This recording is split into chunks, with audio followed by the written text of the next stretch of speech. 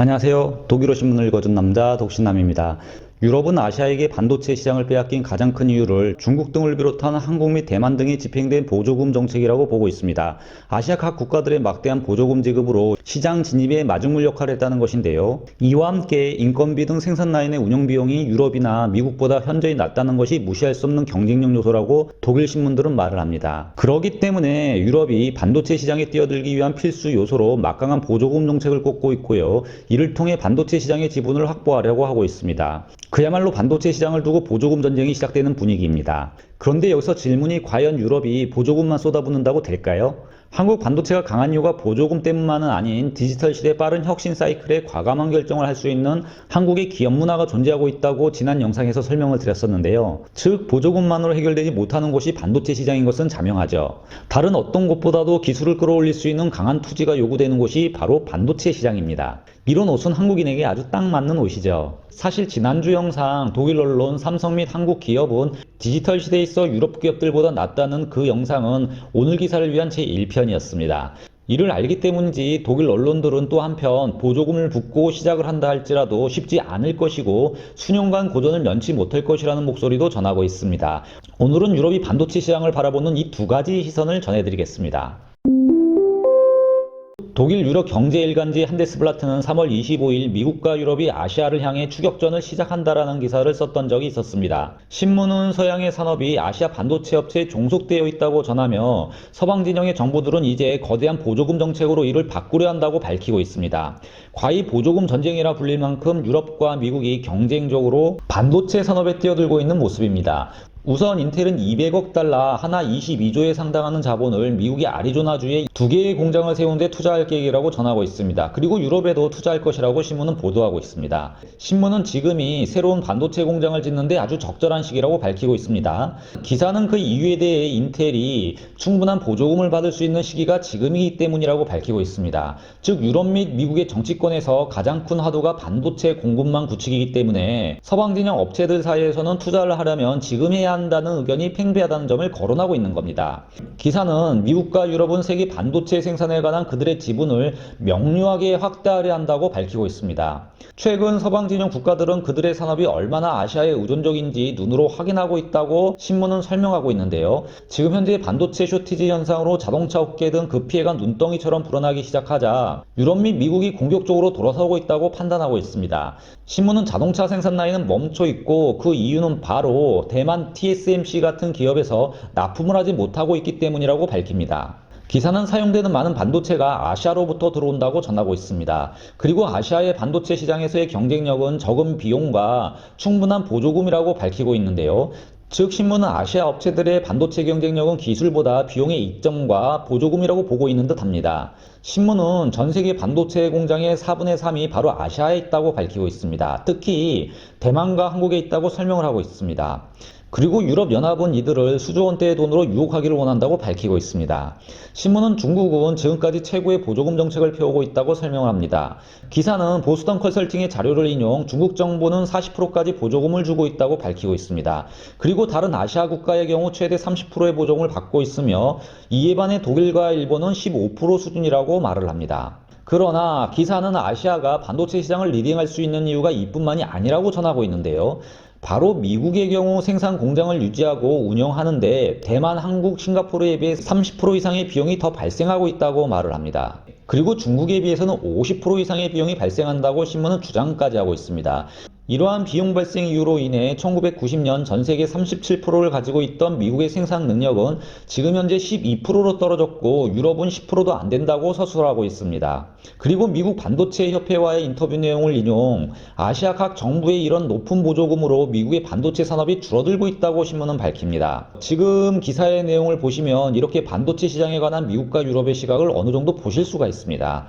그리고 이 내용은 충분히 아시아 국가들의 반도체 시장에 대한 보조금 정책으로 미국과 유럽이 시장을 빼앗겼다고 믿는 것으로 해석되기도 하죠.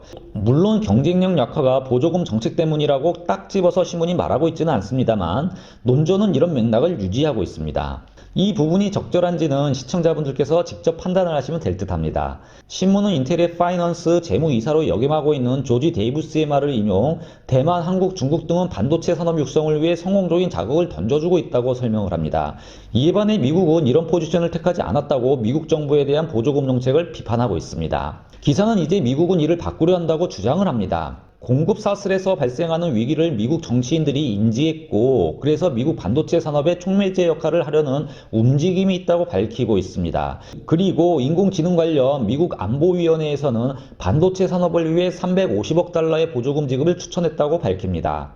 보스턴 컨설팅에 따르면 워싱턴은 500억 달러의 보조금 프로그램을 통해 미국의 19개의 반도체 공장을 지을 수 있다고 보고 있고, 이는 전 세계 4분의 1의 생산 능력에 해당된다고 밝히고 있습니다. 미국이 말 그대로 돈을 반도체 산업에 퍼부을 예정인 것으로 보이죠. 이번 반도체 쇼티지 현상으로 한국의 시장 포지션이 4차 산업혁명 시대 핵심 기술의 강자임을 확인할 수 있어서 좋긴 했지만, 한편으로는 이들의 명확한 추격 대상이 되는 느낌입니다. 유럽이 한다고 하면 약간 의심스럽긴 합니다만 미국이 추격하겠다고 나서니 사실 걱정이 되긴 하죠. 그럼 유럽은 어떨까요? 유럽은 전 세계 생산량의 5분의 1을 앞으로 생산하려 한다고 신문은 전하고 있습니다. 그리고 이를 위해 독일 경제부 장관 페터 알트마이어는 다른 유럽 연합 국가들과 함께 반도체 전략을 만들어가려 한다고 밝히고 있습니다. 디지털협회 비트콤은 유럽의 3분의 2 정도의 회사가 반도체를 수입하고 있다고 밝힙니다.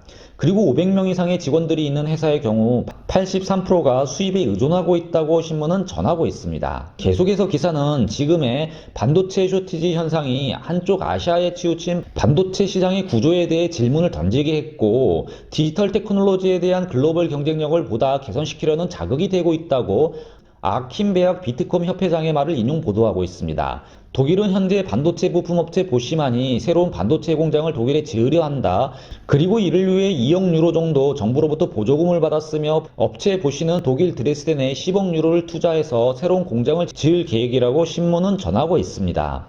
독일 최대 반도체 회사 인피니온은 이에 반해 16억 유로를 투자 오스트리아의 반도체 생산 시설을 만들고 있습니다. 이 기업이 보조금을 얼마나 받았는지는 업체는 밝히지 않고 있다고 신문은 설명합니다. 신문은 유럽은 여전히 얼마나 어떻게 투자를 할지 논의하고 있고, 이에 반해 중국은 이미 보조금을 지급해 달려가고 있다고 전하고 있는데요. 중국의 SMIC 같은 경우 이미 중국 정부로부터 23억 5천만 달러를 받아 공장을 짓고 있다고 신문은 밝힙니다. 즉 전체 비용의 4분의 1을 정부가 커버해주고 있다고 설명하고 있습니다.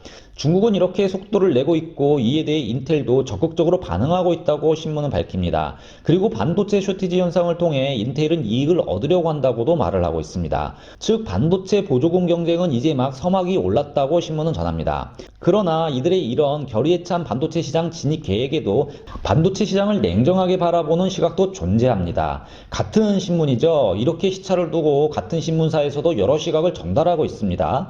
언론사 한데스블라트는 이보다 앞서 2020년 12월 10일 유럽의 반도체 산업은 수년 뒤처져 있고, 이를 만회하기 위해 적어도 500억 달러의 투자가 필요하며 그보다 더 필요한 것은 많은 인내심이라고 밝혔던 적이 있었습니다. 신문은 세계 최고의 컨설팅 회사 맥킨지의 내부 보고서를 인용, 유럽은 핵심 전략 산업에서 많은 부분이 뒤처져 있다고 밝힙니다.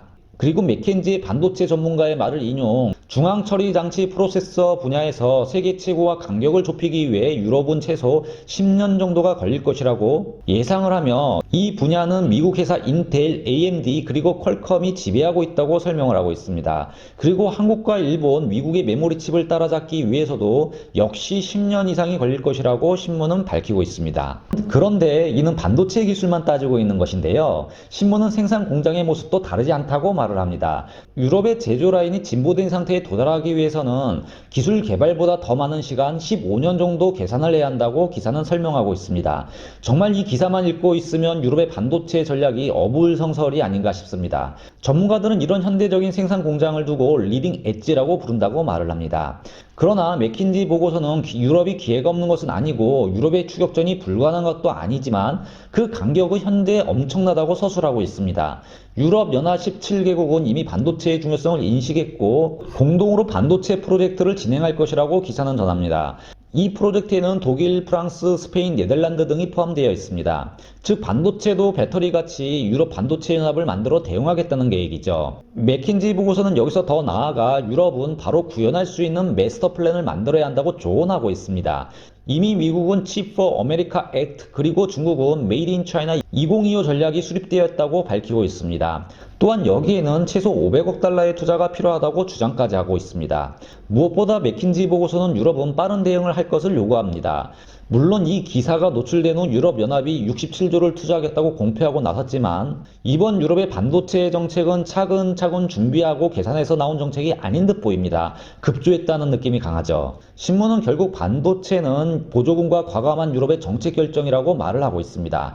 유럽은 보조금 없이는 이런 공장을 만들 수도 없고 만든다 해도 첫 5년에서 6년 동안 적자를 면치 못할 것이라는 현실적인 지원도 하고 있습니다. 한데스블라트는 독일 유럽 경제 일간지입니다. 같은 신문사에서도 이렇게 보듯이 유럽의 반도체 시장을 두고 조심스러워하는 부분과 반도체 시장이 급하더라도 뛰어들어야 한다는 주장이 겹치면서 나오고 있죠. 물론 이 신문사의 기본 논조는 반도체 시장 진입은 꼭 해야 한다는 입장입니다만 이를 두고 얼마나 유럽이 긴박한가를 신문의 보도 내용은 여과 없이 보여주고도 있습니다. 결국 유럽의 반도체 전략은 삼성이나 TSMC 같은 거대한 반도체 회사들의 유럽 유치로 귀결될 것으로 보입니다.